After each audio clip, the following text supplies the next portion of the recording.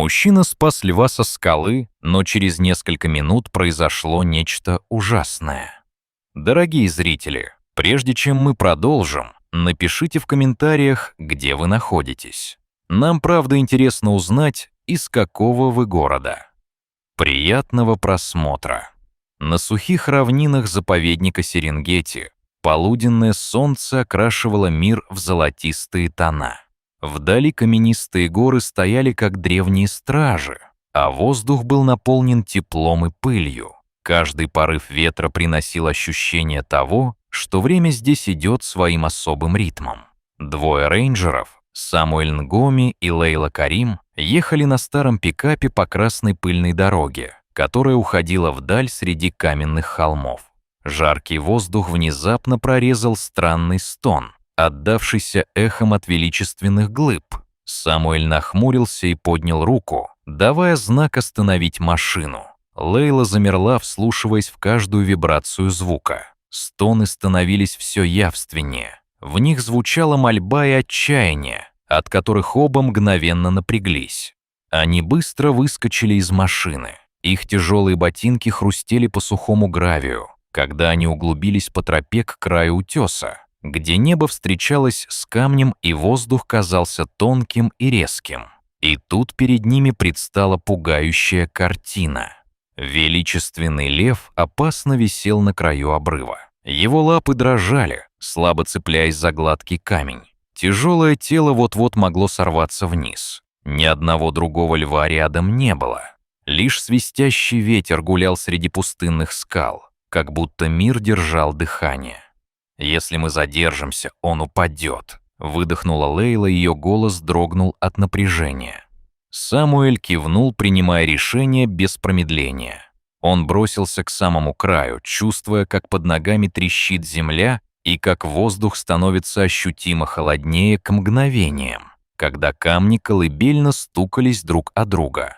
Лежа на животе, он обхватил передние лапы льва обеими руками, чтобы удержать его на краю, где каждая секунда могла стать роковой. Хищник тихо зарычал, но его золотые глаза блеснули скорее умоляюще, чем свирепо, как будто зверь просил о помощи, а не о победе. Лейла резко развернулась и побежала к машине. Через мгновение она уже мчалась обратно, сжимая спасательную веревку, и ее сердце стучало так громко, что казалось, будто оно синхронно отбивает ритм с дыханием льва. На краю скалы камни осыпались вниз, ускоряя биение сердца Самуэля. Его руки онемели от страшной тяжести, но он стиснул зубы и не отпускал. Рядом стояли бревна, а между ними проплывали искры заливающего солнца, превращая обрыв в калейдоскоп света и теней. Пот струился по его загорелому лицу, покрытому красной пылью, как будто огонь судьбы пронзал кожу насквозь. Лейла присела рядом, провела веревку вокруг груди дрожащего льва и завязала ее в крепкую петлю. Затем с силой дернула, фиксируя положение. Другой конец она обмотала вокруг старого баобаба, растущего прямо у обрыва, чьи ветви скрипели под порывами ветра, словно старые колонны, свидетельствующие о долголетнем хранении бесчисленных судеб. Они начали тянуть синхронно. Их мышцы напрягались и горели от усилия, заполняя воздух густым ароматом пыли и пота. Лев пытался вонзить когти в камень, поддерживая тягу людей. Его лапы сжимались и разжимались, будто пытались найти опору в бездне. Тяжелое дыхание человека и зверя смешивалось с гулом падающих обломков и эхом скрипящих корней под нами. Секунды тянулись вечностью, каждый миг казался бесконечным, и никто не смел отпустить. Наконец, спустя мучительные 15 минут, тяжелое тело льва удалось вытянуть на край. Он рухнул на землю, его живот был рассечен глубокой царапиной, и воздух выдохся из его грудной клетки, словно мир выдохся вместе с ним. Рейнджеры перевели дух, в то время как лев тяжело дышал, но его золотые глаза оставались прикованными к спасителям. В них не было свирепости, только истощение и странная благодарность, будто зверь благодарил людей за спасение своей жизни, даже если они вмешались в природный порядок. Самуэль вытащил аптечку и протянул ее Лейле. Они решили обездвижить льва, чтобы безопасно обработать рану. Лейла ввела препарат. Лев постепенно погрузился в мирный сон. Рейнджеры очистили рану, остановили кровь и перевязали живот. Затем, работая вместе, они подняли тяжелое тело и уложили его на заднюю платформу пикапа. Машина тряслась, продираясь по ухабистой дороге среди скал, а пейзаж за окном сменялся от яркого солнца к суровым теням долины.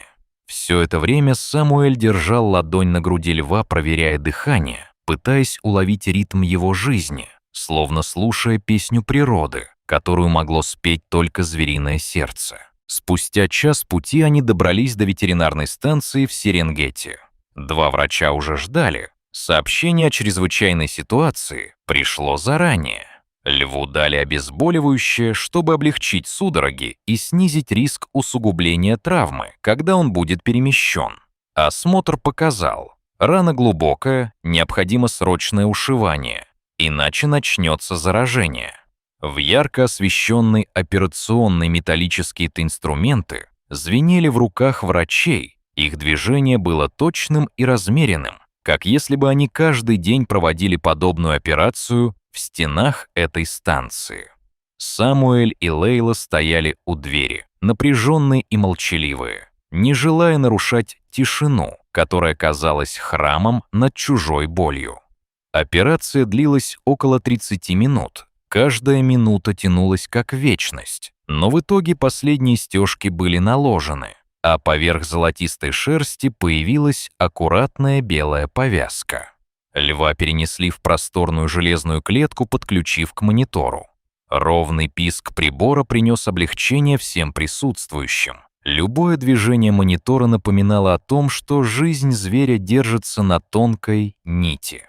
Ночь прошла, и его дыхание стало ритмичным, ровным и спокойным. Самуэль не отходил от клетки. Его глаза усталые, но не смыкающиеся, поскольку страх и тревога сменились надеждой и благодарностью за то, что зверь жив. На рассвете лев поднялся на ноги и сделал несколько шагов. Его походка постепенно становилась увереннее, шаги тверже. Врачи дали кусок мягкого мяса, и он съел его полностью, словно возвращение в мир живых после долгого небытия. Зал пронесся вздох облегчения, и Самуэль с Лейлой улыбнулись. Их радость озарила комнату и наполнила сердце гордостью за то, что они смогли помочь. Прошло 3 дня. Здоровье льва заметно улучшилось. Рана затянулась, походка стала уверенной, а золотые глаза зашевелились живой энергией, которая была такой далекой от той пустоты, когда зверь висел на краю пропасти. Врачи подтвердили: он стабилен и готов к возвращению в дикую природу. Самуэль и Лейла все это время навещали его, кормили и проверяли дыхание. Лев, казалось, запоминал их лица и голоса. Иногда он тихо рычал при их приближении. Каждый звук звучал как приветствие, как будто он узнавал друзей, которые спасли ему жизнь. Между ними возникла странная связь, выходящая за пределы границ между человеком и хищником, когда на месте исчезают противоречия и остаются только доверие и взаимопомощь. Собрали общее совещание.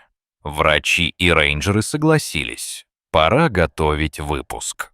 Назначили дату и подготовили машину с клеткой. К утру транспорт отправился в сторону бескрайних равнин. Лев лежал внутри. Его глаза сияли, будто он понимал, что свобода уже близко.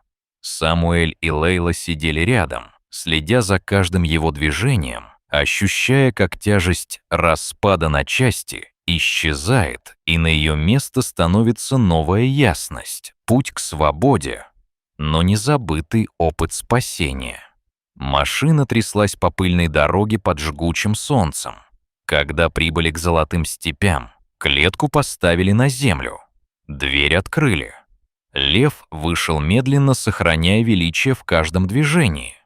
Он остановился, вдохнул аромат свободы и развернулся к своим спасителям. Золотые глаза встретились с их взглядами, светясь глубокой благодарностью. Мощный рев разнесся по равнинам, отразился от холмов, словно объявляя о возвращении. Рев был одновременно яростным и теплым, заставив сердца Самуэля и Лейлы содрогнуться. Их глаза наполнились слезами радости. Они стояли неподвижно, слов не находилось. Только счастье переполняло их души. Лев повернулся и пошел в сторону высокой травы. Его золотая грива развивалась на ветру, сияя в лучах полуденного солнца. Его фигура постепенно исчезла за далекими скалами. Самуэль и Лейла знали. Они стали свидетелями молчаливого обмена благодарностями между человеком и зверем, где границы между видом исчезли под тяжестью общего дела. Дорогие зрители, что вы думаете об этой истории? Расскажите, пожалуйста, в комментариях. А если вам понравилось это видео, то ставьте лайк и подписывайтесь на наш канал. До свидания!